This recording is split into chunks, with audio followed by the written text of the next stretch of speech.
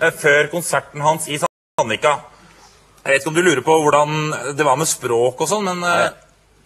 Jeg skal være åpen på det. Jeg var litt skeptisk. Jeg vet at du har litt sånn merkelig forhold til det danske språk. Det mye engelsk.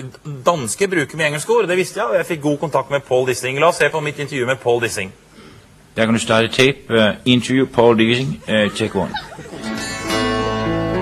En gammel klovn har sat sig midt i solen. Du mixer jo ulike sanger, du mixer rock'n'roll, popmusik, jazz og bluegrass. Hvad er dit hjerte nærmest?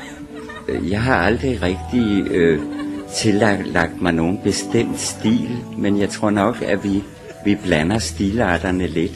Det er jo flere fra din family her i kveld, your son and the whole family on the road. Hvordan er det at være on the road with the family? Jamen, det er jo en stor gave at have fået. Det havde jeg aldrig rigtig forestillet mig, at det skulle kunne virkelig gøres.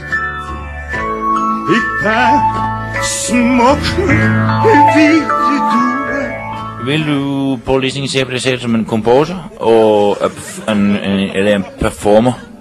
Nej, jeg må kalde mig selv en performer. Det er jo vanligt både teenager og olders, og det er jo en kæmpe job med promotion og posters over hele byen. Er du overrasket over denne respons? Jeg ved slet ikke, kommer der mange mennesker? Ja. Jamen, det vil jeg da fryde mig over. Ja. Og det er jeg jo glædelig overrasket over. Thank you very much for interviewet, og derfor har good luck in the future. Thank you very much. Har du lidt til kaffen klar? No, kaffen klar. Smells wonderful.